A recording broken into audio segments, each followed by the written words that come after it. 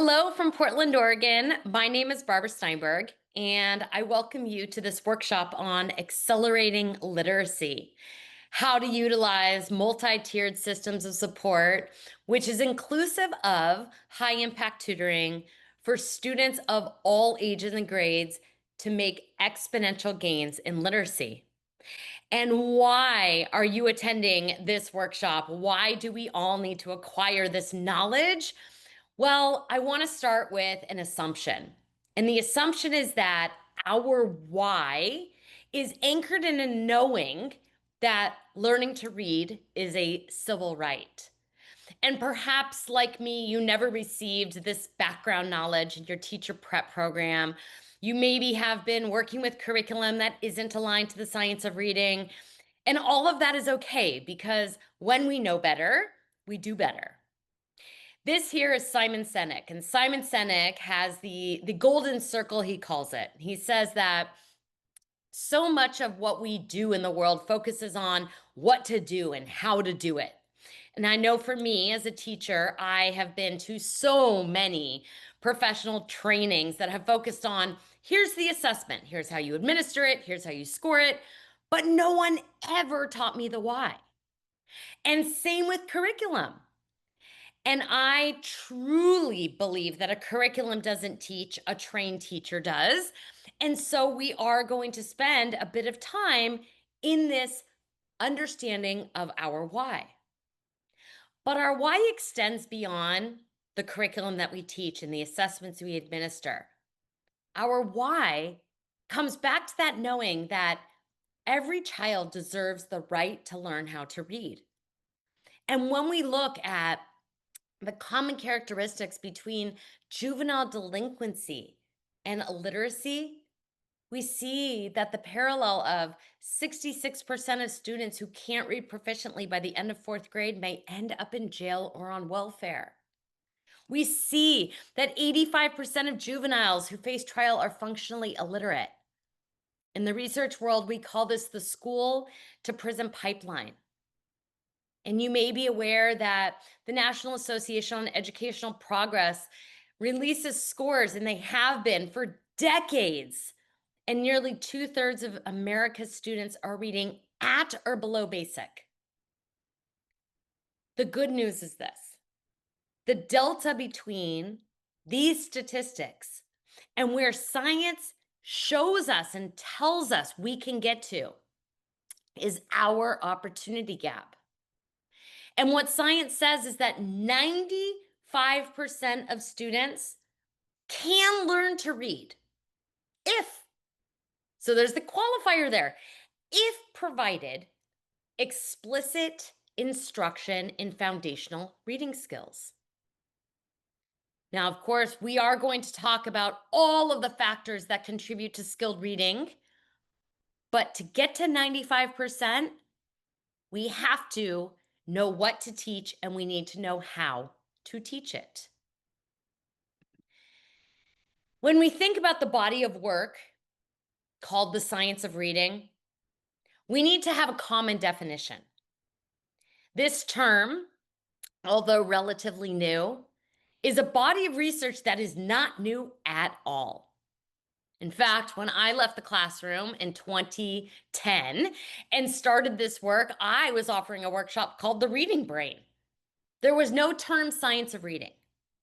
And while I'm thrilled that all these years later, we are finally having a national conversation about what neuroscientists have known for decades and decades and decades, I want to make sure that we all understand that this is not a pendulum swing in the field of education. This is research that is finally leading to implementation. I choose Dr. Louisa Motz's definition because I think it just embodies what it is, what it isn't. And she starts by saying the body of work we call the science of reading is not an ideology, a philosophy, or a political agenda. It's not one size fits all. It is certainly not a program of instruction, nor is it a component of instruction. So, what is it then? It is the consensus of thousands of studies conducted across the world in multiple languages. And these studies show us three things. Number one, how we learn to read. The world of educational research and the world of educational practice have remained very separate from one another. And in the shortest lesson on neuroscience, I'm going to give you a window into the brain.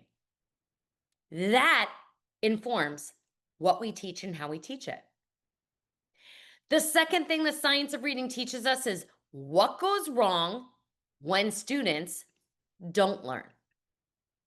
And I'm sure those of us who have experience in the classroom, we can name what goes wrong. We see what goes wrong. We see children whose sense of self and understanding of their own abilities completely deteriorates. But on a major scale, what goes wrong when students don't learn is that school to prison pipeline.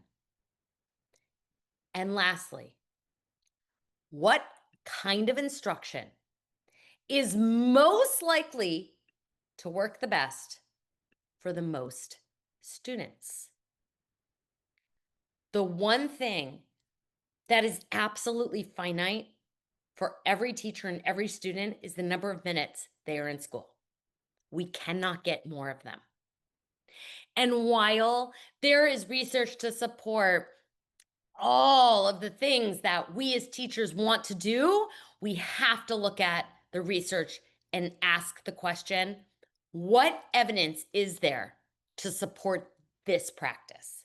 What evidence is there to support this practice?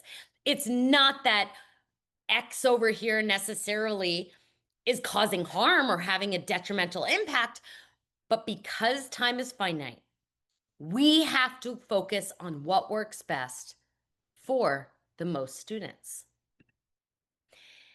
And that really leads us to our first question. How do we learn to read? So if we take a picture of our brain and we use an image of our brain, and of course, we're looking at the side of our brain. This is the left hemisphere. For all intents and purposes, most of language and reading happens on the left hemisphere of the brain. And I'm going to demonstrate what's happening inside of a reader's brain using two sentences. The first one is the horse was big, with the word horse italicized. That's going to be our key focus word. And then the second one, el caballo era grande. And we're going to focus on the word caballo. Now, what I am hoping you'll see is that it doesn't matter what language we're talking about when we look at the reading brain, because it is one brain. There is no other area for students who are multilingual. So what happens when a student goes to read a word like horse or caballo? Well, of course, the first thing that happens is their eyes perceive these lines and squiggles and half circles and circles that we, of course, call letters. And the eyes shoot those letters to the back of the brain. And in the back of your brain, you have what's called the visual word form area. It's like your brain's letterbox. And that brain's letterbox is not like a can of alphabet soup. It is organized into the patterns that words contained. So of course, in the word horse, we have the H that, eventually says h, the OR or, and the SC s. And of course, in Spanish, because it's based on the syllable, we have caballo. And your brain's letterbox organizes words into these patterns so that then you can connect them to the sound that they make. Now, of course, connecting sound to symbol is only one part of reading. We read to make meaning. And you have to know how to read a word in terms of its code. You need to know the sounds in those words, but you also have to have the word's meaning. And when we see in beginning readers them sub-vocalizing the sounding out of a word, the front and back of their brain, those two lobes are lit up. But you notice they're very far from one another. And that's because in the middle of your brain, you have this area that analyzes the connection between what I see and what I say. When I sound out, eh, I go, arse. Well, that's not a word I know. That middle of your brain is the part that's saying, well, that's not a word I know. But when you go, horse, yes, horse. And of course, in your head, you get a picture of whatever the word might be. In fact, you think of a picture and your mind activates like a big giant web. It's called a semantic web, where every related concept and word that you know is connected. Because words don't exist on an island, they're all connected. And the bigger your background knowledge, the more you're able to understand. In fact, if when you read this word horse and you only know horse in the context of the animal, then the sentence, she was horsing around, wouldn't make any sense. Language has to be understood in its entirety for us to be able to connect the letters and sounds we see and to eventually make meaning, which we of course call reading comprehension. This loop, this trip through the four regions, the four lobes of our brain, actually looks like this when it's happening. Because for a skilled reader, it's happening at assembly-like line speed. And of course, you may, as a skilled reader, slow down every now and again to figure out a word that you don't know. For the most part, all of this just happens on autopilot so that you can think about the higher level comprehension skills, connections, questions, the conversation your brain is having as you're reading. And of course, we know that for students where this is not automatic, those conversations they're not able to have because their brain's on overdrive. They're working so hard first to figure out what these words even say and then to connect them to meaning. And we know that students struggle for lots and lots of various reasons, but the primary struggle, the reason that so many students cannot get to proficiency at grade level is because they can't decode. Now, of course, if we understand how we learn to read, we also have to understand something about our amazing brains. And that is that while we're born wired for sound, print is a human invention. And it's a relatively new human invention. It's only been around for less than 3% of all human existence. Marianne Wolf says that it's like this optional accessory that has to be painstakingly bolted on. And it is painstaking. The joy of reading, the joy of language and literacy is not really in phonics. But phonics is a pathway, it's a bridge to get you to the end goal so that you can find the joy of reading. So if we do understand that we have to actually go into the brain and make those connections, it begs the question of, so how do we learn to read? And Mark Seidenberg, in his book, Language at the Speed of Sight, offers a really concise answer that has so much insight. He says, how do children learn to read? The answer is the same for all children. Now, hold on right now. The answer is the same for all children, meaning the way the brain is wired is the same for all children. Unless, of course, there's traumatic brain injury, a brain defect, but all of our brains are wired the same. And therefore, the most important instruction is tier 1 core instruction.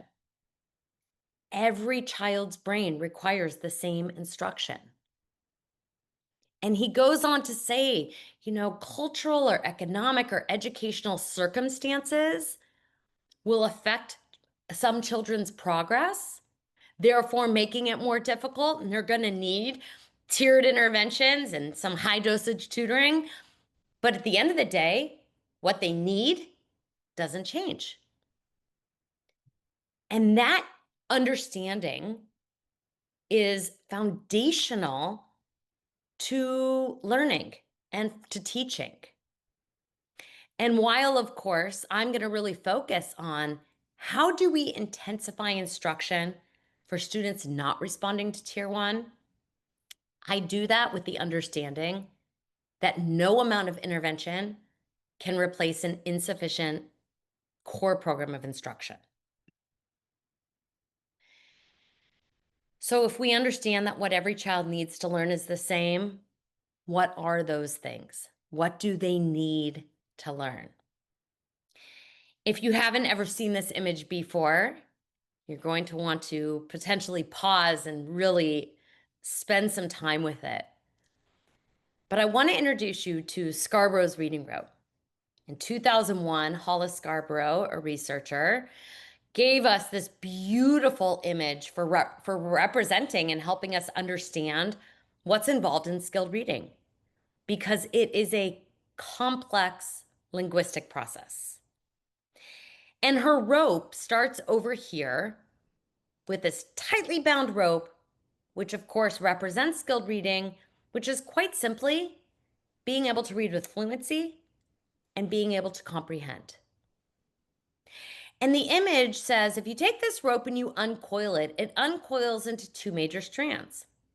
One strand goes down to the lower level skills of word recognition, and one strand goes up to the higher level skills of language comprehension.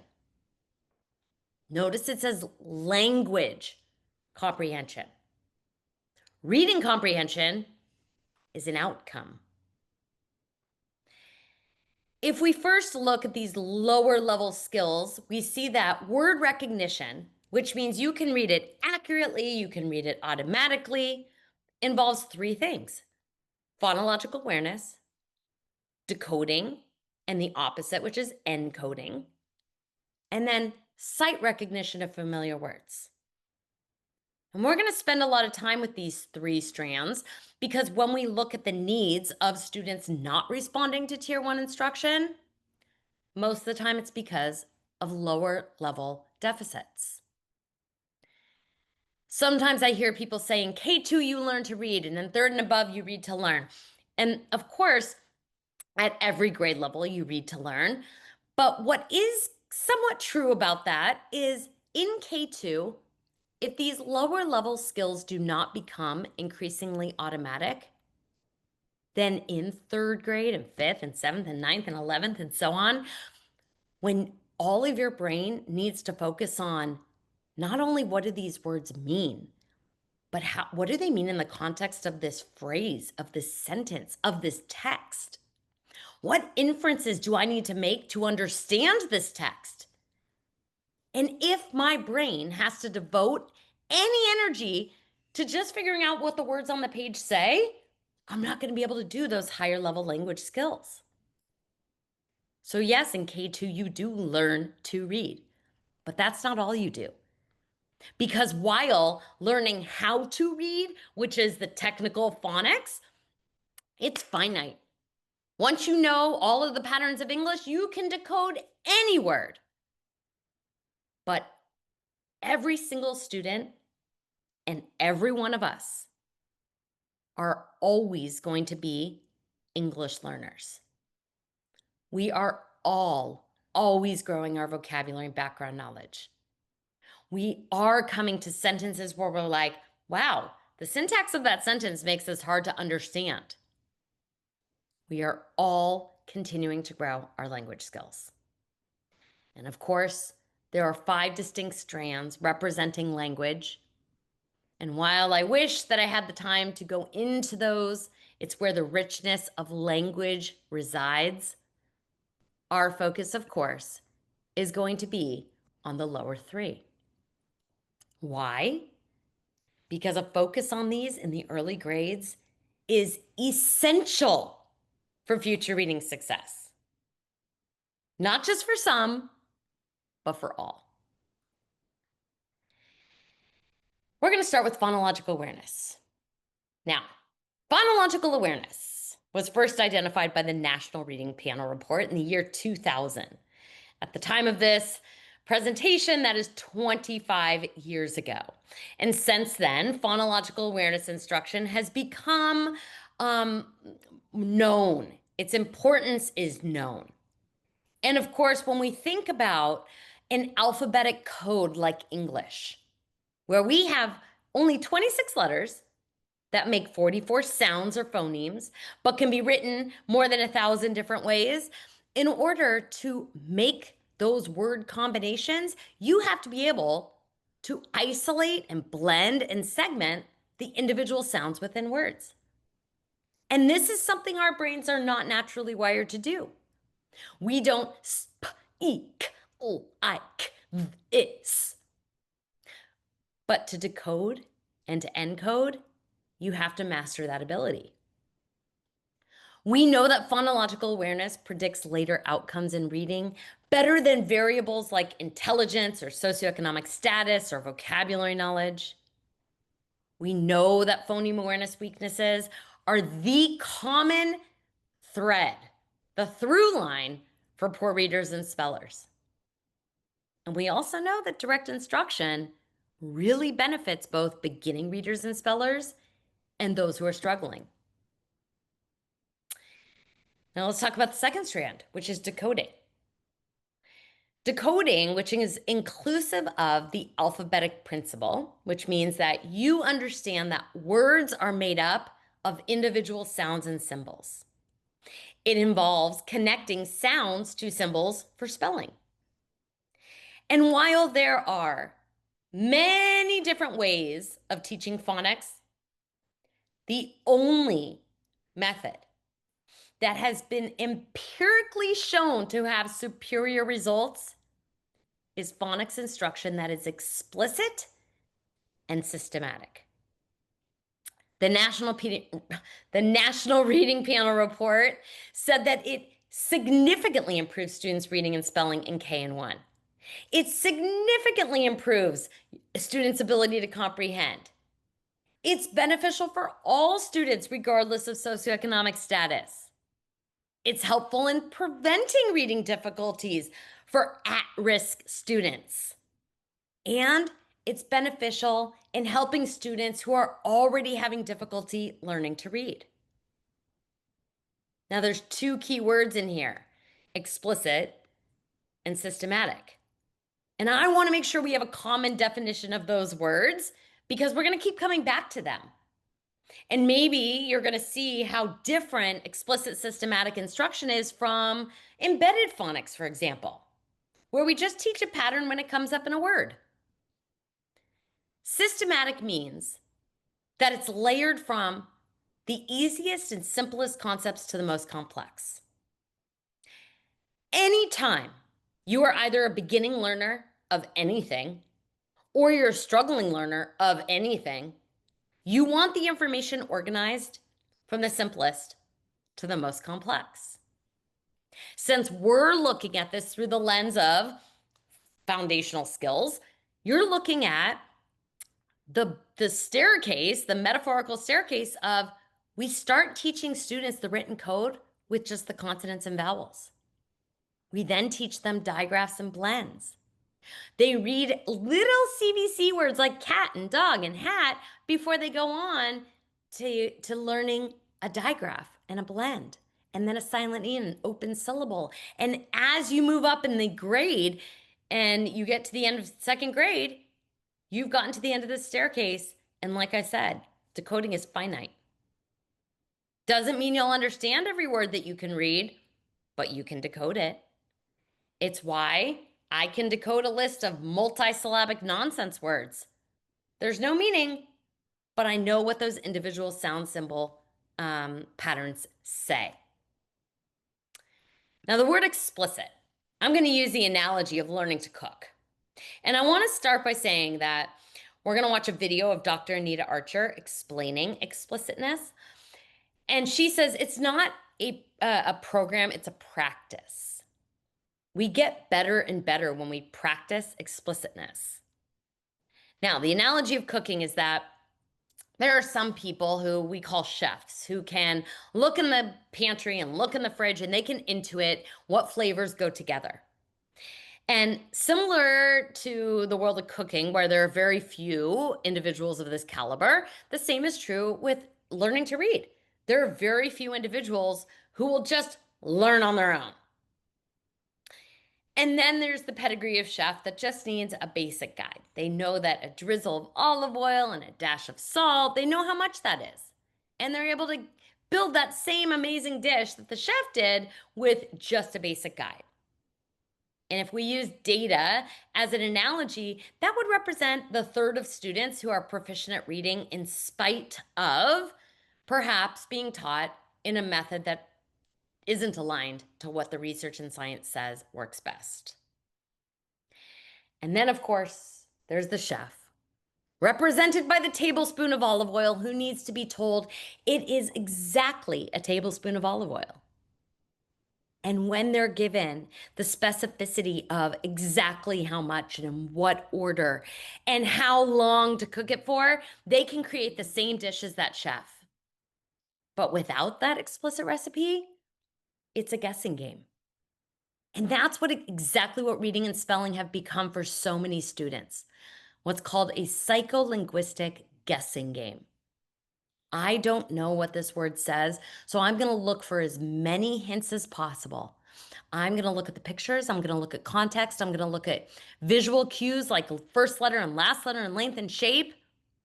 I'm going to use all my background knowledge and vocabulary knowledge.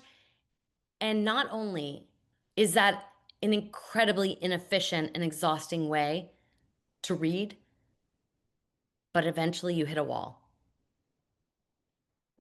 So, if we understand that there is only one way of teaching phonics that has been empirically shown to have superior results, and that method is explicit and systematic phonics instruction, well, let's learn a little more from the queen of explicitness, Dr. Anita Archer.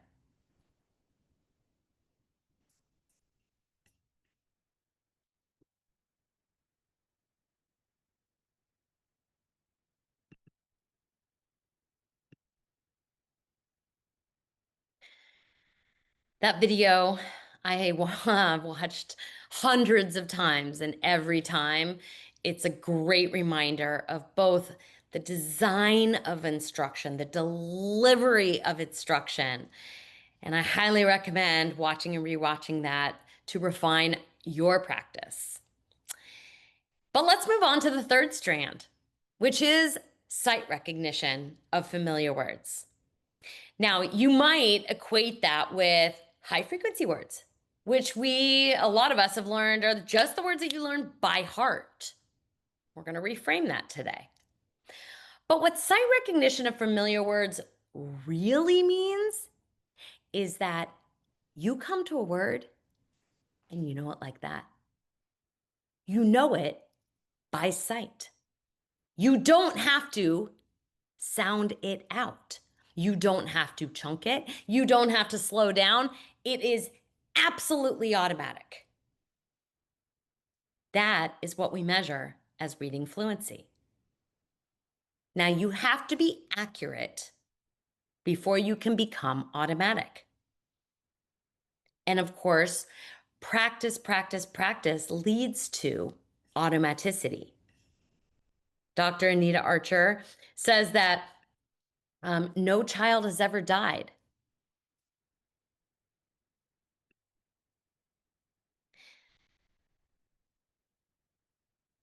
Dr. Anita Archer says that there are no reported incidences of children dying of practice. Now we're going to do a little simulation, and I'm going to put up on the screen, they're going to go quick, words related to the field of education. You're not going to say them out loud, just think of them in your head.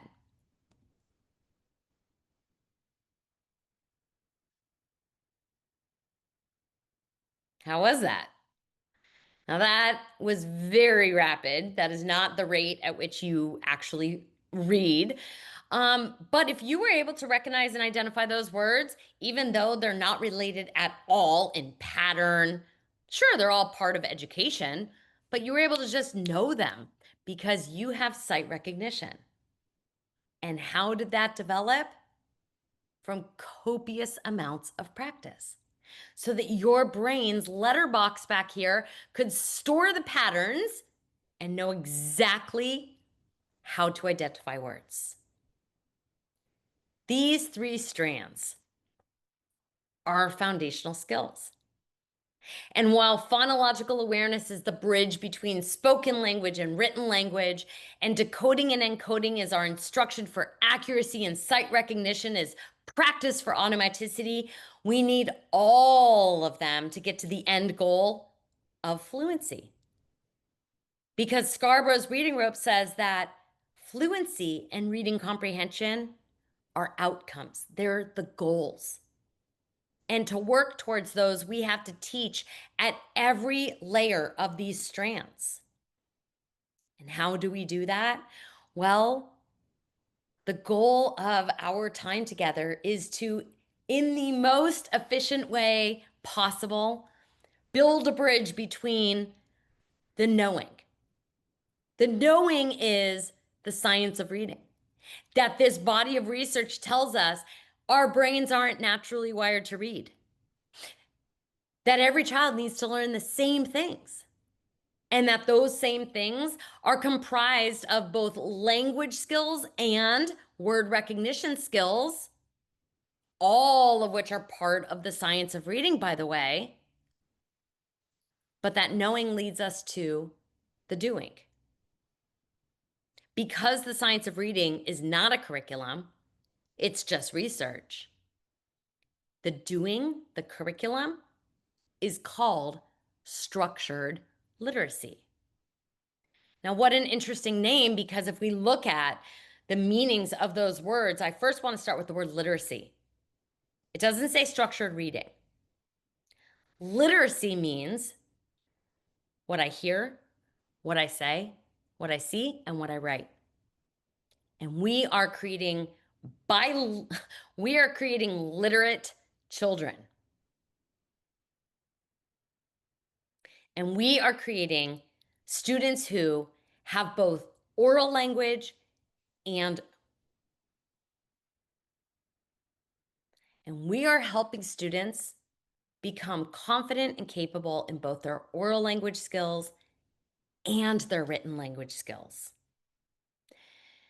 Structured, of course, is going to refer to the way that we build these skills, that we structure it in a way that goes from the easiest to the most complex, that we structure it so that we tell students, this is what you are going to learn today. And you will see all of that reflected as we move into identifying the components of a structured literacy lesson. Connecting the science of reading to structured literacy is building a bridge between understanding why I need to teach this to what to teach and how to do it. And we are going to do that using a very specific curriculum. And the curriculum that I'm going to be utilizing is from the University of Florida Literacy Institute. It is called UFly, developed by Dr. Holly Lane and Dr. Valentina Contenzi. They created a program designed by teachers for teachers that I believe is incredibly efficient. It's evidence-based. EdReports just gave it a 95% or above in all target areas. It's affordable, it's easy to implement, it's all the things. I want to start with the scope and sequence. Because when we talk about systematic instruction, what we're looking for is that we go from the alphabet to the next stair, the digraphs, to the vowel consonant E, to some ending patterns, to R control vowels. And you see how this scope and sequence goes all the way up and through low frequency spellings and affixes like suffixes and prefixes. Now, this scope and sequence covers all the concepts taught in kindergarten through second grade. No one grade level teaches all of these. And of course, when we're looking at intervention, we're looking at being able to answer the question, where do these students have a gap in their learning? Because it's like building a house. You have to go down to the foundation. If the foundation is strong, then let's go to the first floor. If the first floor is strong, go to the second floor. Ooh, second floor, not so strong. That's where instruction begins. And of course, we'll get to how we do that. This is an image of a U-Fly lesson plan in the manual. And it's the lesson plan that I'm going to be using as I demonstrate the steps of a lesson. The beautiful thing is that every single lesson is wash, rinse, repeat, wash, rinse, repeat. And once you know all of the steps, there are 8 of them, you know exactly what to do and how to do it. And although you may be learning right along with your students, the first time you do it, like all things, practice makes permanent. Now, this is lesson 84. And if we look at our scope and sequence, let's go back to that. Lesson 84 is the very first lesson of our long vowel teams. So it assumes, whoops, there it is. It assumes that students have mastered everything that has come before this. And I've chosen this lesson because it has an enduring takeaway for us as educators. I'm going to walk you step by step through this lesson. I'm just giving you an overview. If we look at the very first page of a structured literacy lesson, you're going to see some common characteristics. And in this case, I'm talking about review. Steps 1, 2, 3, and 4 are a warm-up or a review of previously learned information. Why in the world would we spend 4 out of 8 steps of a lesson reviewing? Well, because one of the phenomena that we see all too often is, I taught this, I taught it the way I know I'm supposed to, but my students didn't learn it. Happens all the time. And when I said earlier that the thing that differentiates Tier 1 instruction from any intervention is not what's taught. It's the intensity at which it's taught. It's the number of opportunities to practice. All students need practice. And as you're going to see, steps 1 through 4 are practice of previously learned information for retrieval. Remember in the Anita Archer video, she talked about 3 types of practice? This is retrieval practice. I taught this to you last week. I taught it to you 4 weeks ago. You need to be able to retrieve it, because retrieval is the highest form of mastery. Now, if steps 1 through 4 are warm-up review, you notice that step 5 says new concept. This is our new teaching. And we're going to see what happens in this new teaching. There's a lot. And then guess what happens after that? More practice. But this time, the practice is very deliberate. I'm only going to have you practice exactly what I just taught you because I'm trying to drill this into your brain. Now, the next time we meet, this will become part of retrieval practice. But right after I've taught you something, we're going to practice, practice, practice, practice, practice. And then we have heart words. We're going to talk a lot about heart words. And then the very last step, fluency and dictation at the sentence level. You notice on both of these pages, I have this pyramid, right? The most overused graphic in the field of education. And I'm put this pyramid up because a structured literacy lesson builds from phonological awareness all the way up to the text. We often think of reading instruction. We think, oh yeah, the book. Oh, no, no, no, no. The book, the text is important, but it doesn't start there. It starts down here and it builds layer by layer by layer. Not all in one sitting. We'll talk about the logistics of that later. But you have to have instruction at every level because that's part of the systematic. If we want students to be able to read words, then we have to teach them at the sound symbol level. If we want them to read sentences, they need to learn at the phrase level. If we want them to learn text, they have to learn at the sentence level. One builds upon the next. And like I said, although this demonstration is going to be specific to this pattern of A, spelled A-I-A-Y, the strategies are the same regardless. I do want to share with you that everything that you're going to be seeing is in a PowerPoint or a Google slide deck that is free and available to be used by you. I have created absolutely nothing. This is an image of the slide deck.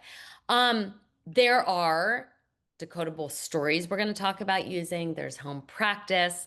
I sound like I'm a UFly salesperson, but I promise I am not. When UFly came out a couple years ago, though, I nearly cried and did a happy dance at the same time because finally there was a curriculum that teachers could implement with absolute ease and see the results of their teaching.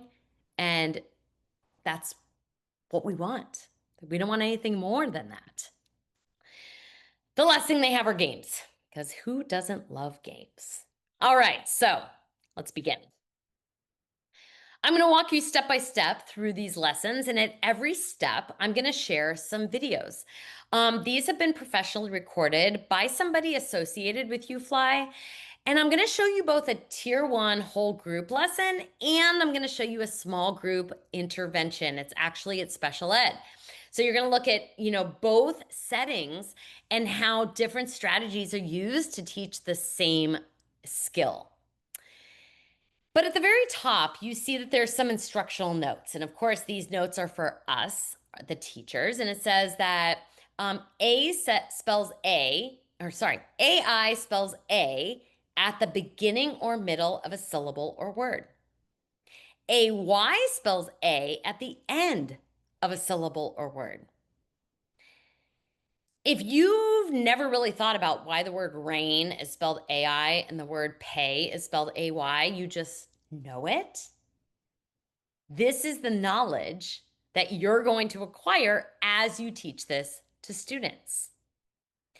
Now, we call these the English spelling rules, and I like to say that they're generalizations because, of course, while English is an incredibly well-ordered language, there are lots of exceptions because our language is built from so many other influences.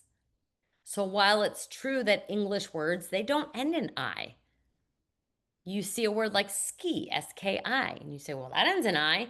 Yep, because it's a Nordic language. Or, why is the state Hawaii ends with I? Because it's Hawaiian. So we have to have an understanding that this rule system provides order and it provides direction, that it is not absolute. So with that, let's begin with step 1.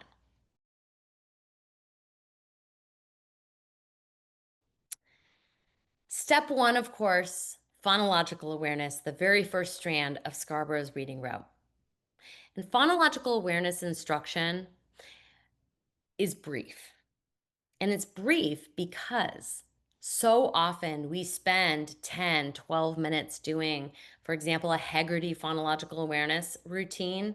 And while that is awesome, it has no harmful impacts, it would benefit everyone. What we actually see happening in practice is that the 10 minutes spent there means that when we get to the text, we have no time left to devote to that because we've put so much emphasis in phonological awareness. Phonological awareness is a means to an end. It's to attach the sounds to the symbols. And phonological awareness instruction should be done with that in mind. And so 2 minutes max spent with phonological awareness. What does it look like? What does it sound like? Well, we focus on blending and segmenting because those are the two skills that you must master to be able to both decode and encode. So I say each sound. A. Students blend it, you get the word may. S, w, a, sway. U, a, t, wait. S, t, a, n, stain. And now the opposite. The word is pay. What's the word? Pay. Tappers up. A. The word is gray. What's the word? Gray. Tappers up. G, a. The word is braid. What's the word? Braid. Tappers up. B, a, d. The word is grain. What's the word? Grain. Tappers up. G, a, n. That's it. 2 minutes is generous. Because as we know, Anita Archer said, teaching at a perky pace, both for engagement, because we have a lot to get through, and of course, when we're differentiating instruction for students who are not responding, pacing is going to be a factor, as you'll see in these demo videos.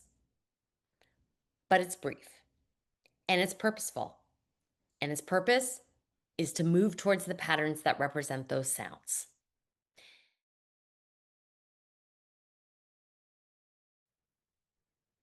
Phonological awareness instruction should never be an end in itself. It is always connected to decoding.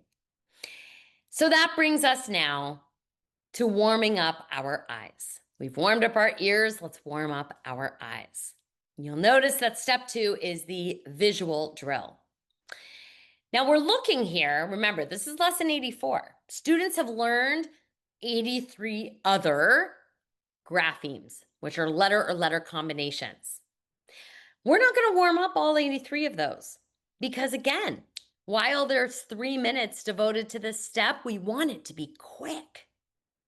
But the purpose of this visual drill is to recall, to retrieve those previously learned patterns so that when you see them in a word, in a sentence, in a text, your brain goes, oh yeah, I know that. We have that phenomena, right? Like, you learned that last week. Why don't you remember? Well, because there wasn't enough practice. What does this look like? What does this sound like? Well, you're just going to look at IR, and what we want is the sound. The visual drill is about connecting what I see to what it says. So it will sound like this. Er, er, er, or because it makes 2 sounds. Or, R, E, I, E. Because the Y is a consonant, the Y is a vowel. J, G, J, Ch, Ch, K, S, A, I, O, E, U, mm. You notice those vowels, right? Where we had A and E and I. Vowels are the heart of a word, and it is amazing how many students, we're talking 4th, 5th, 6th graders, can theoretically read a word, but you show them a vowel or a vowel team in isolation, they have absolutely no idea what it says. The reason we teach these patterns, instead of practicing with words, we teach at what's called the subword level, is because in the back of your brain, on that whiteboard, that visual word form area, you store these patterns so that you can use them with different words. Our brains don't actually store the word as a whole. Even when we did that really quick exercise of reading those very difficult multisyllabic words, your brain was like, sound symbol, sound symbol, sound symbol. That's how fast it goes. So we need lots of practice retrieving these already taught patterns.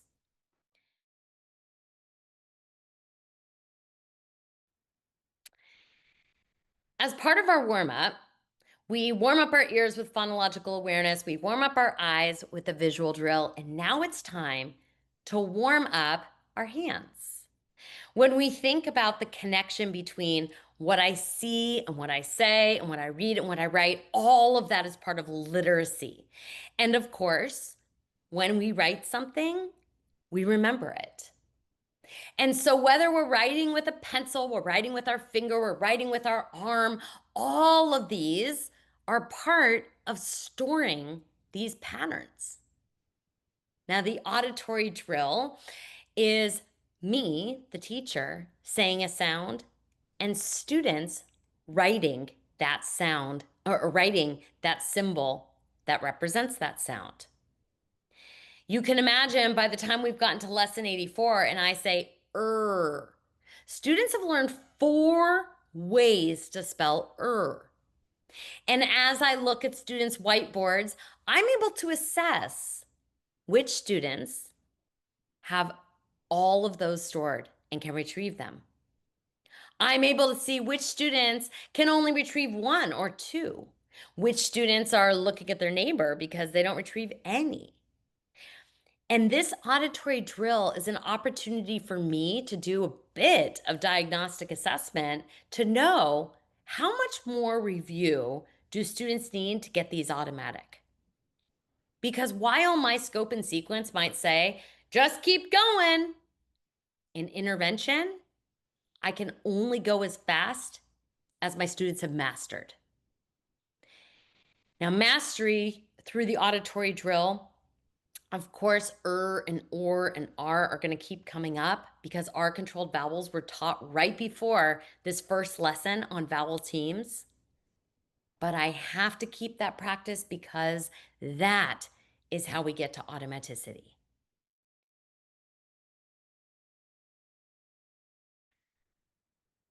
We are at the final step of our warm up. We've warmed up our ears, we've warmed up our eyes, we've warmed up, our writing brain.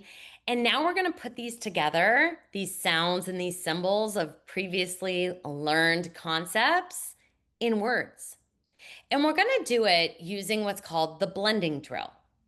And as you look at the words on this blending drill, I want you to notice that this first word, squirt, changes to skirt by only 1 sound, and changes from skirt to shirt by only 1 sound, and from shirt to short by only 1 sound.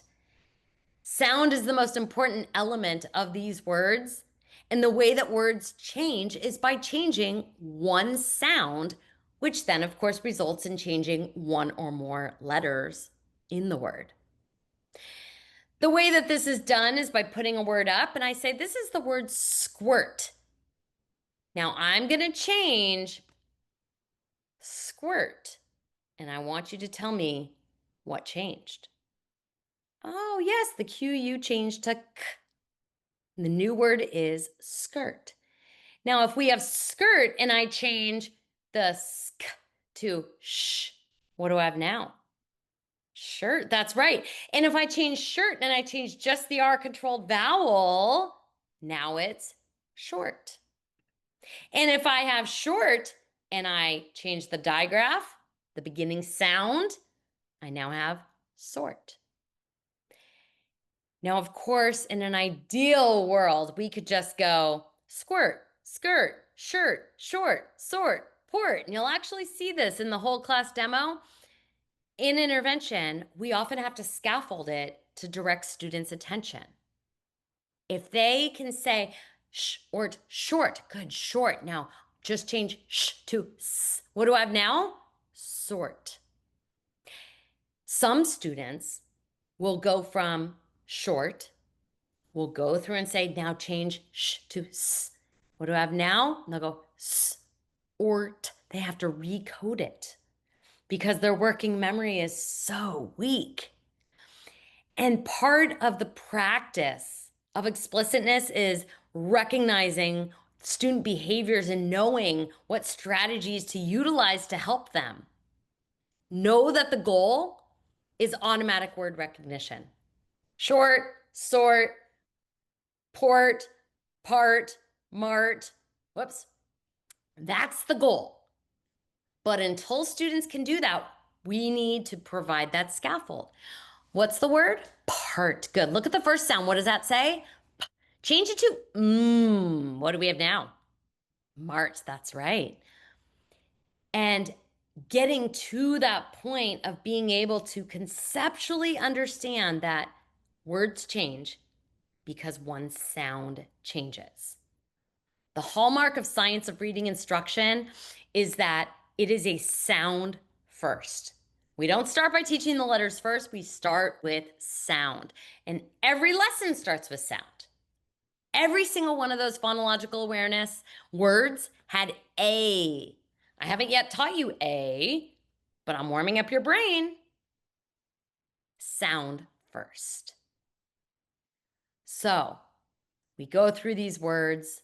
Of course, from the beginning until now, approximately 15 minutes have passed because that's the practice our students need to get to automaticity. If there's reteaching involved, then we might need to go back and do some other reteaching. Let's just say we have a kiddo who comes to these words and goes, "ert," right? Now we're not working on automaticity. We need to go back and reteach. But so often they know it's art, but they can't get to part because they haven't had enough practice. Practice, practice, practice.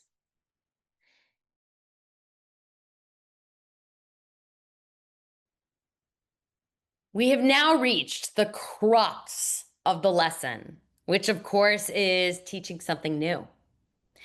And the way that UFly is written, which we'll explore after, is that a new concept is taught every 2 days. And of course, in an intervention, it might be that a new concept is taught once a week. We're only going to go as fast as our students can master an intervention. So this new concept might not be an introduction. It might be just a review, which is why you'll see when we get to page 2 of the manual, there's lots and lots of words for review. There's additional fluency practice for review. But today I'm going to teach you as if it's day 1 of learning a new concept. And of course, the new concept is A, spelled A-I-A-Y. The verbiage written is for you, of course, because Holly and Val recognize that many of us teachers didn't learn that AI only in the beginning and middle and AY at the end of a base word. So they give us that knowledge. I start with these slides. And these slides, of course, are included on in this website portal thing. I said, today we are going to learn a new way to spell A. You've already learned that we can spell A, vowel, consonant, E, like in this word cake.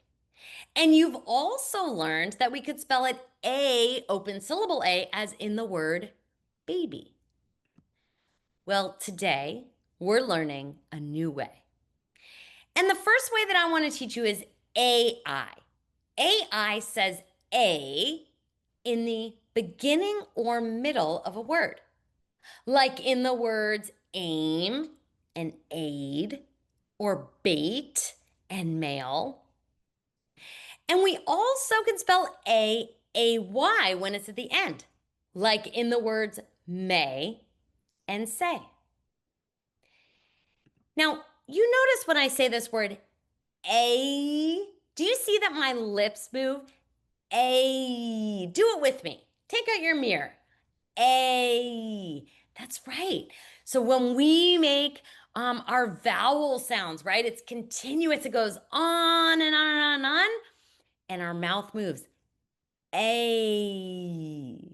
Good. Let's go ahead and add a I-A-Y to our sound wall. Now, time out. Let's talk about sound walls. We'll go back to our lesson in a moment, but all of this is part of our new teaching.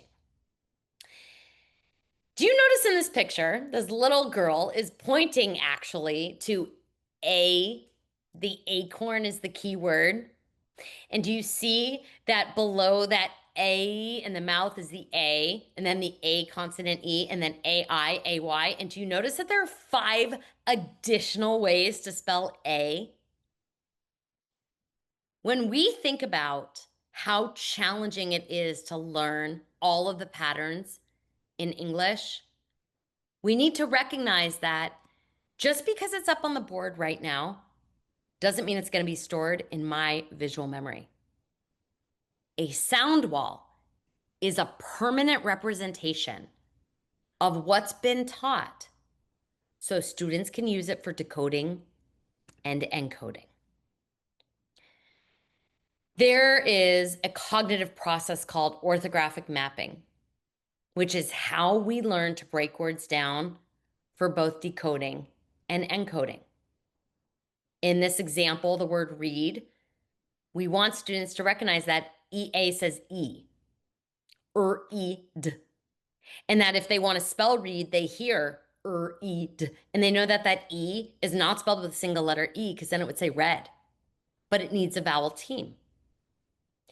And for us as skilled readers and writers, we can retrieve that. We can see that word in our mind's eye. But if you're just learning, that's not in your mind's eye. So where can you go to look to find how to spell this sound?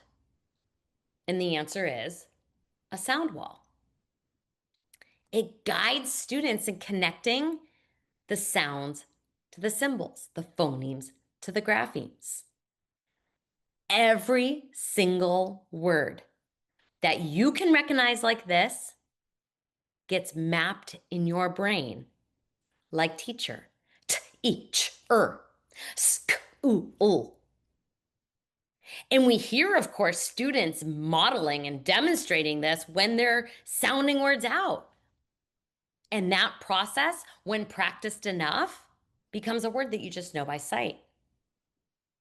But to facilitate that process, to get students to the point where they can decode and encode with accuracy and automaticity, they need something permanent. And that permanent thing is a sound wall. Now you saw the picture, right, of the little girl with the A, and here it is. If I were to give you a blank sound wall, do you think you could retrieve from your brain all of the patterns that represent these vowel sounds? My guess is probably not. Because even for somebody like myself who, lives and breathes this stuff, when I get down to those lower ones, I'm like, what is another way? What word do I know?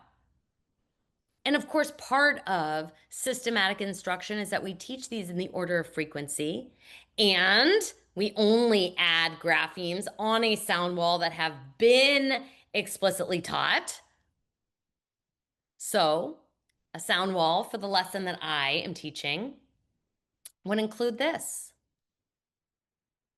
And then I've added on A-I-A-Y. I've modeled how we say it. I put it up on the sound wall. And I say, now you have 4 ways that you know how to spell that sound A. And when you come to a word that has A, you know that if it's an open syllable, it's a single letter. If it's a single syllable, it could be a vowel consonant E. Or it could be A-I-A-Y, beginning or middle or end. Now, let me address 2 things. One is, what if a child wants to spell a word that contains a pattern they haven't learned? I say, oh, kiddo, we haven't learned this yet. Great word. It's actually spelled this way. We're going to learn that soon or next year. What if the word is cake? And we know it's C-A-K-E, but they spelled it C-A-K, right? Because, hey, it's the middle of the word. We have to understand that there is a gap between the rules that we learn and visual memory. Recognizing that the word is spelled correctly. Let me give you an example that's easier. The long E, which would be the next lesson in this sequence, has 2 vowel teams, EE and EA. How do you know when it's EE or EA? There is no rule. Your visual memory, your mind's eye. You can learn that it's one of those two is the most common, but there's no definitive rule for when you spell a word with EE versus when you spell it with EA. That becomes a real challenge for students who are very impacted, like individuals with dyslexia. We can get them to the point where they know it's one of those vowel teams, but which one is it? Depends upon visual memory. Now, this sound wall. When we come back to the lesson, right? I've said we have these two patterns. One's in the beginning and middle, one's at the end. Now, I'm going to model with an I do. We're going to do a we do. And it's not just going to be reading words. Watch me. In this word, rain, I see that it's a, n. Wow, A in the middle of a word is spelled AI.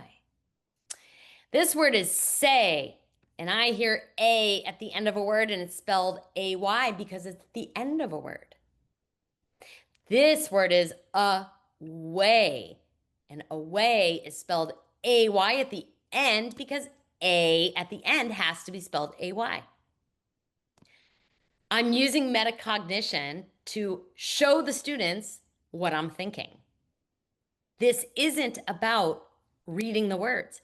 It's about knowing why the word is spelled the way it is. Now I say, let's do these together. This word is wait, like wait your turn. Ooh, I see A is spelled AI. Why is it spelled AI? And we chorally respond, because it's in the middle. Ooh, this word paint. Why is it spelled AI? Because it's in the middle. And we go through this, and I do it as many times as I feel is necessary before we're ready to move on from an I do, we do. And of course, because reading a word and spelling a word are opposites, the very next thing I'm going to do is model how I spell these words. And I'm going to do it, and then we're going to do it. And I say, all right, so I'm going to spell the word say. Tappers up, S-A. And I draw these two lines, and these two lines represent, of course, the two phonemes. And I say, S. I know that's spelled with an S. Ooh, A. I hear A at the end. Ooh, am I going to spell it A-I or A-Y? And I write it up there, A-Y. Ooh, I think I'm ready for a harder one. The word is trail, like I went on the trail to go for a hike. T-er-a-ol. And of course, between those are spaces, and I write these symbols that represent these sounds, and I get to A, and I say, ooh, it's in the middle of a word. How do I spell it in the middle of a word? AI, that's right, because I know in the beginning or middle of a word, it's AI. Now you notice that there's no you do here, right? We do a we do.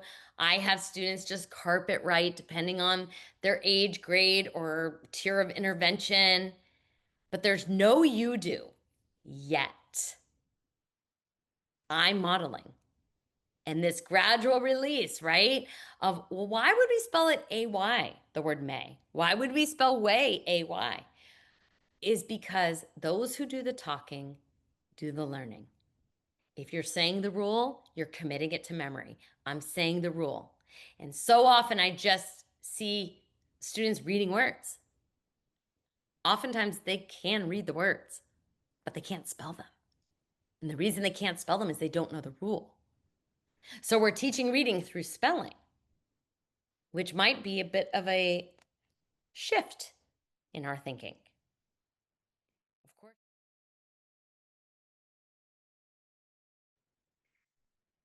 So if we've taught something new, we've modeled it with an I do, we've done it as a we do, now it's time for a you do. And the you do is word work with manipulative letters. This is step 6. You might ask, well, why would we do word work with manipulative letters? Well, because we want to reduce cognitive load. We want students to be able to identify what letters they need. We don't want them to have to handwrite. This is a spelling process, and it's a spelling process for the purpose of learning a rule. And it looks and sounds like this. Our boards will look like this when we are teaching AIAY. As I mentioned, this is the very first vowel team lesson. So AIAY is added. Students have already learned our controlled vowels. They've already learned digraphs. They've learned these common suffixes. So I add AIAY to their magnet boards. And now I'm going to have them build the words. I ask students to move those two magnets down because we're only building words with those two. This is deliberate practice. So why not have them right in front? And I start by saying the word is gain. What's the word? Gain. Tappers up. G, A, N. Now build the word. And I look and I see. And I say, well, why did you build it AI? Oh, because it's in the middle. Good. Now put your finger on the very first sound. What does that sound? G, g. Good. Change g to mm. Now let's do a little metacognition. What did a student have to do to be able to do that? They had to be able to know that, g and and the is associated with m because it's sound first, and then blend it together to read the word. Would I love students to be able to go from, what's this word? Gain. That's right. Change gain to main. Of course, I want them to be able to do that. But sometimes they need a little support. So I say, all right, put your finger on the final sound. What sound do you have there? Now change n to o. What word do you have now? Mail. Good, like go get the mail. Now let me move up in the world of scaffolding. Put your finger on the first sound. I'm only going to change the first sound in this word. The word we have is what? Mail. Right. Change mail to pale. Now, I've helped identify where it's going to change, but I didn't tell them the sound. So they have to realize that pale is the P and that's what changed. Again, the goal is to go from, the word is what? Main. Good. Change main to male. Change male to pale. Now I'm going to jump forward. And by the way, all the time I'm saying, why is it spelled AI? Because it's in the middle. Now I'm going to go to pay, right? We have pain. And now I said, change pain to pay. Ooh. Why is it spelled AY? Because it's at the end. Good. Change pay to way. Ooh, why is it at the end? That's right, because it's why is it AY? Because it's at the end. And every time we're articulating the why. And that's just such a foundational part of this instruction. Now, word work with manipulative letters can, of course, be done virtually. In these videos, or I think just the first video, you're going to see it with students doing this on a virtual word work mat. That is not going to be the best way. UFly actually recommends that you actually have a word work mat. So all students should have their own word work mat and will have their own word work mat, no matter where it comes from, no matter how it's built, because it's the act of manipulating those letters to build words that helps reinforce that cognitive process of orthographic mapping, that I build words by combining sounds and symbols. That's the alphabetic principle. So let's.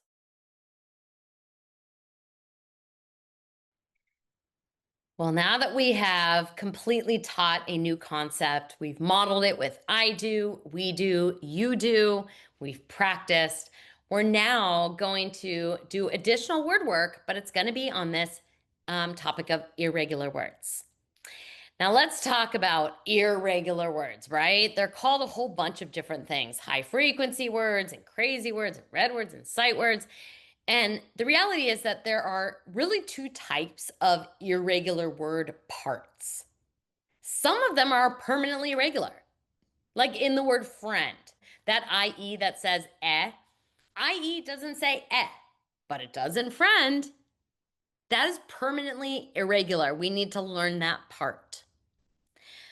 But a huge majority of irregular word parts are what are called temporarily irregular, where students haven't just learned it yet, like the Y of my, totally regular. But they need to learn that before they learn it in phonics scope and sequence, because they're going to see it and they're going to in books, and they're going to want to use it in their writing. But once students learn that pattern, it is no longer irregular. It used to be that students were taught to just memorize words, right, on flashcards as a whole word. And there's absolutely nothing that's aligned with the science of reading that asks students to memorize whole words. So we focus in on what's called the heart part. And part of the reason that we don't want students memorizing whole words is because that little area of the brain, the visual word form area, is very, very small. It can't store more than about 2,000 sight sound symbols. So we teach them the same way we teach every other word, by mapping it. We identify the sounds, we identify the patterns, and then when we see a pattern that is irregular, we teach it with so much intensity so that students can make that tricky part sticky in their brains. I'm going to walk you through a lesson, and this lesson is going to be on the word about. Now, you notice in the word about that the OU is marked blue because it's actually regular, but it might be temporarily irregular, and so we're going to have to teach that part. The A is a schwa. Now, schwa happens to be the most common vowel sound in English. It's not that it's irregular, but because schwa is so tricky to spell, because it could be an A or an E or an I or an O or a U or even a Y, we make it the heart of the word. Now, on the back of our heart cards, we have all of the steps, and I'm going to walk us through it. This is the word about. Like in the sentence, what is this story about? Let's tap out the sounds in about. B, ow, t. Blend those together and we have the word about. The first sound I hear is Now that is going to be spelled with the letter A. And that part we're going to put a heart over. The second sound I hear, is B. We know that spelled with a B.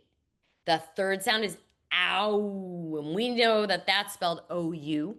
And the last sound I hear is t, and we spell that with the letter T. Now, we have to make this tricky part sticky. So we're going to practice. And we're going to practice, and we're going to make our voices louder. We're going to trace and say. We're going to skywrite. We're going to do all of the strategies, because in this word about, we have to make that A stick in our brains. So we're going to do every strategy that we can pull out to help students remember this word. But what we're not going to do is memorize the whole word, because this word only has one tricky part. Sometimes OU is a tricky part too, because like I said, if you haven't learned it, it's tricky. But whole word memorization, it's out.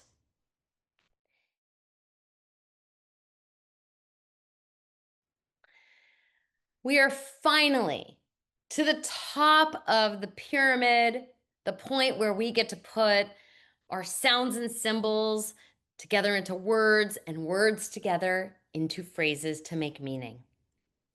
And you'll notice that there are 3 sentences for fluency practice. There are 3 sentences for dictation practice. This part of the lesson is given approximately 15 minutes. And what I want to demonstrate are the strategies that we're using and why they're so important for building automaticity. Let's look at the first sentence that's in the slide deck, and it says their friend will stay here today. Now, obviously, when we look at this sentence, we have that high frequency, irregular word part in friend. And then we also have, let's circle these here. We also have the AY in stay. We have the AY of today. They've already learned there and here.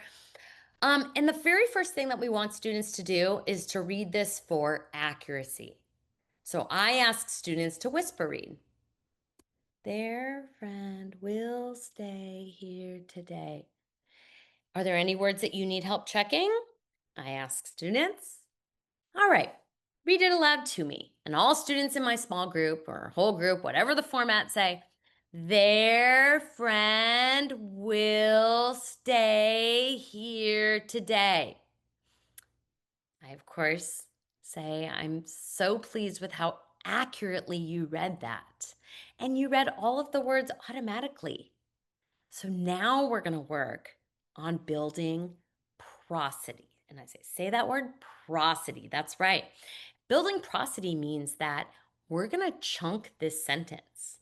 We're going to chunk it based on who it's about. Because every single sentence has a who. And in this sentence, the who is their friend.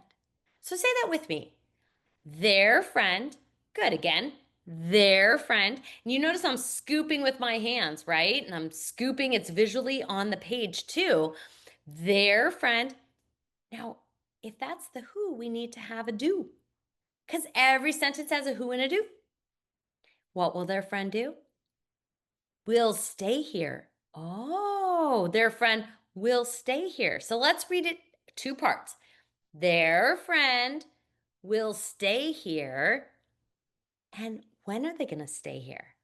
Today. That's right. They're going to stay here today. So we actually have three idea units in this sentence. We have who, their friend, will do what? Will stay here. When? Today. And just like words are made up of building blocks of sound and symbol, sentences are made up of building blocks of parts of speech. The noun phrase, the verb phrase, right? Answering the question, who, what, where, when, why, how. And I modeled this with students to set them up for doing this on their own. We do it with all three sentences. All right, whisper read it. And I might ask, can anybody find a word that has our phonics focus? Right? And I say, okay, read it to me. And I get the same thing. We will wait, right? And then I say, okay, so who is this sentence about? We. Do we know who we are? Could be us. We what? Will wait. Now, we will wait, of course, is a complete sentence. But this sentence has the answer to where will they wait? When will they wait? And of course, if we were working with higher level language and syntax, we could move those pieces around. We could say, at the main gate, we will wait today. Today, we will wait at the main gate, because that's how sentences are built. What we're developing right now is syntactic awareness. Understanding that word order matters. Understanding that sentences are made up of these building blocks. And we're building fluency in the same way that we would build writing fluency with creating sentences. So I say, okay, so who is it? We. What will we do? We'll wait. Where are we going to wait? At the main gate. Ooh, when? Today. Woo! Okay, let's read it again, right? Because repeated reading, repeated reading, repeated reading. That's how you build fluency. But you got to build it with the right thing. And we go on and we do it again. Now, this one, of course, we have an opportunity to model that it's a question, that our voices go up like chipmunks, provide some opportunities for conversation about can you, right? Who's you? Can you what? Water the plants if it doesn't rain. The more you practice it, you don't need to have three phrases. Could be, can you water the plants if it doesn't rain? Now you only have two phrases. But we have to provide that modeling in the smallest chunks because students aren't fluent enough to include more than a couple words in their phrases. Of course, reading a sentence and writing a sentence are opposites. I will be honest, in the time of a 30-minute lesson, I've never gotten through all three dictation sentences. I don't know if anybody ever has, but I want to model because at least doing one is important. Now, I say the sentence exactly as I would in the natural cadence of speech. My mother may paint her nails today.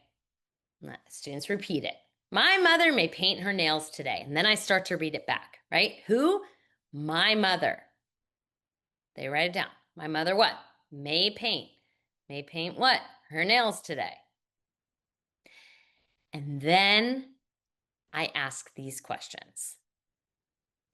Now I want you to look at your sentence. Does it start with a capital? Does it end with punctuation? Can you circle any words that have our phonics focus? Are there any words you need help spelling? Because what I'm helping students do is develop the language that they need to become their own self-editors versus, is this right? And holding it up for me. And of course, I see so often the kiddos who could build paint with their word work magnets and can't yet spell it when they go to spell it in the context of a sentence. Because that transference is what takes time, what takes practice. Time without practice isn't going to get you there. It's the combination of the two. We have set students up for success, and they're ready to take a text and go and partner read, to do echo reading, to silently read. And you notice that this text called Sunday Fun contains all of the patterns that students have previously learned with an emphasis on the AIAY. And depending on the needs of your student, you might ask them to go through and first find all the AIAY words and underline them or highlight them. You might ask students to scoop the first, 4 sentences so that they get practice reading the sentence, rereading it, and asking those questions. And of course, it's not going to happen immediately that they know the questions to ask, but because you're doing this over and over and over again, they learn that every sentence has a who and a do. Who's the who in this sentence? And you'll notice this very first sentence on Sundays that it doesn't start with the who, because that's part of what gets harder as text gets harder. Not just the words themselves, but the syntax. And you can't get to meaning if you don't understand that on Sundays is telling you when. And then the Gale is the who. This text is the practice. And this text can be done not during direct instruction, but after. For students to go off and practice. I might do a couple sentences with them if I have time, but I want to give them practice that they can do independently. They can illustrate a story when they're done, but illustrating the story is not the objective. The objective is to practice decoding. We get to the end of this pyramid, which is the text, and we see that students are able to go back to the beginnings and find those AIAY words, and once again, articulate why this word is spelled AI, why this word is spelled AY. And when they can do that, we know that they have learned it. And as Anita Archer says, how well we teach equals how well they learn. So now that we have walked through every single step of a structured literacy lesson, I want to spend a little time talking about time. I, of course, put how many minutes were for each step of that lesson, and I want to let you know that this structure is dictated by the University of Florida, and that there need to be considerations for all different types of settings when determining how much time is available and which steps should be done for different groups. Ideally, we have a 30-minute block, and the 30-minute block allows us to get through the review and to teach something new. And that's it. And then the next day, we're going to review what we learned, and now we're going to apply it. We're going to apply it with the word work. We're going to apply it and learn the irregular heart words. And we're going to spend the most amount of time with connected text because our outcome is fluency. And while every single step leads to step 8, if we just get to connected text and we're like, here, read this, then we've totally missed the point of all previous instruction. All of these steps have value, and all of these steps are necessary. And of course, when we're looking at instruction through the lens of trying to catch up, we have to accelerate learning so students make more than a year's growth in a year's time, while also balancing the understanding that we have to go back and close the holes. And the nuances of that, it's like an art form, but the structure of a lesson means that we don't leapfrog, that we follow through, spending various amounts of time on different steps depending on the needs of our students. We are so excited to work with you to help students build bridges between where they're at, where we know they can get to. We are hopeful that this workshop gave you the background knowledge that you need to apply it to the doing of structured literacy using UFly.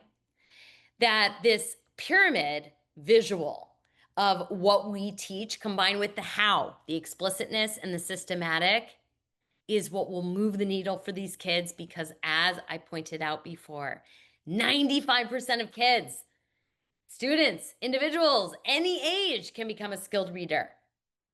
If this one little thing, and it is a little thing, in the context of all of literacy, this represents one little thing, but that little thing is what sets a student on the trajectory of academic success or not. My name, again, Barbara Steinberg. I am the founder and CEO of PDX Reading, and I wish you all of the best.